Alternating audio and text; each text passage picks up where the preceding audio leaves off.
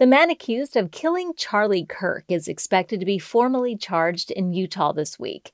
And New York Governor Kathy Hochul has endorsed Democratic socialist Zohran Mamdani in New York City's mayoral race. Good morning. I'm Windsor Johnston from NPR News. And here are today's top stories. The man accused of killing conservative influencer Charlie Kirk is expected to be formally charged by prosecutors in Utah this week. NPR's Joe Hernandez reports the suspect, who was taken into custody last week, is not cooperating with authorities. 22-year-old Tyler Robinson is being held without bail in a Utah jail. He's set to face formal charges this week, such as aggravated murder and obstruction of justice. Aggravated murder carries the potential sentence of the death penalty in Utah. Governor Spencer Cox told ABC's This Week that Robinson has not confessed to authorities. He's not cooperating, but all the people around him are cooperating, and I think that's very important. Cox said investigators are being helped by Robinson's roommate, who he says was also a romantic partner. Kirk was shot and killed Wednesday during an outdoor event at Utah Valley University. Joe Hernandez, NPR News. New York's Democratic Governor Kathy Hochul is endorsing Zohran Mamdani in the New York City mayor's race. NPR's Brian Mann reports the party has been slow to back the candidate because of his positions on Israel and law enforcement. Mamdani, who describes himself as a Democratic socialist, won the Democratic mayoral primary in June, but some top Democratic leaders have kept their distance. Mamdani's been sharply critical of Israel's war in Gaza and once endorsed the idea of defunding the NYPD, though he's walked back that stance. In her endorsement, Governor Hochul said she and Mamdani, quote, had our disagreements, but Hochul said Mamdani wants a safe, affordable New York City. Hochul also commended Mamdani, who's Muslim, for meeting with Jewish community leaders across the city. Her endorsement drew fire from Republican leaders who've sought to portray Mamdani as extreme. Mamdani faces current Mayor Eric Adams, former New York Governor Andrew Cuomo, and Republican Curtis Sliwa on the November ballot. Brian Mann, NPR News, New York.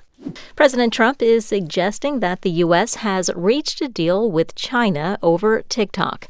In a post on social media, Trump said a meeting led to an agreement involving a company that, in his words, young people in the U.S. very much wanted to save. Trump says he plans to speak with Chinese President Xi Jinping on Friday. The Trump administration is planning to deploy the National Guard to Memphis, Tennessee, as part of its ongoing effort to crack down on crime. Memphis Mayor Paul Young says he's open to working with law enforcement, but wants a say in how they operate once they arrive. We don't have a say in the National Guard, but our goal is to ensure that we have influence in how they engage in this community. I've spoken with the governor on numerous occasions, and he's been very, very open to that collaboration, as well as the federal government. So we look to have some influence on how they engage. Young also cited a decline in the city's crime rate last year. President Trump announced the move last week, calling Memphis a deeply troubled city. Secretary of State Marco Rubio is wrapping up his two-day trip to Israel.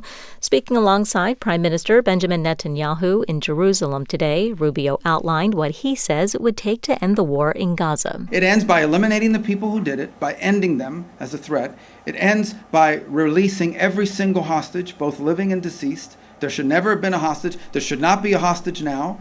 And then, when all of that is done, then we can begin the work, I hope, internationally. Rubio says they also discussed last week's Israeli airstrikes against Hamas leaders in Doha. Meanwhile, Arab leaders are meeting today to talk about a response to the airstrikes.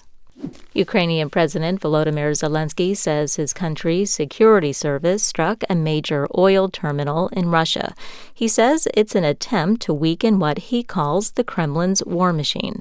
NPR's Joanna Kikissis reports from Kyiv. Speaking in a video address on Sunday, Zelensky claimed Ukrainian forces damaged the Russian oil terminal in Primorsk, the largest on the Baltic Sea.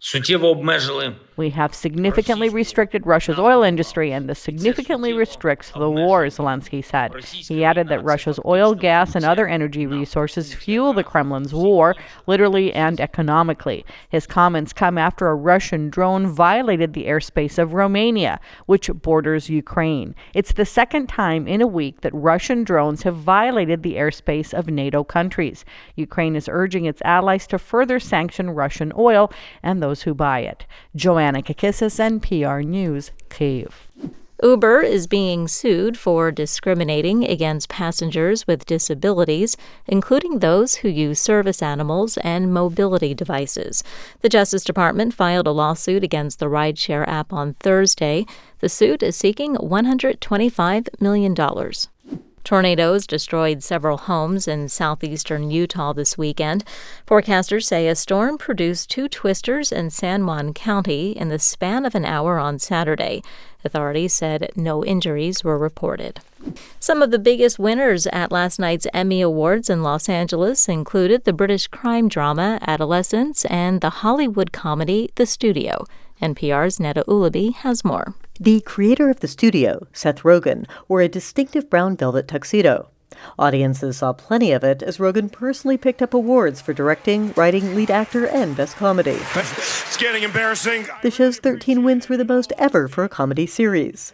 The show Adolescence won 8 Best Drama in its category and 3 acting awards, including for Stephen Graham, who played the boy's father, and Owen Cooper, who played the boy.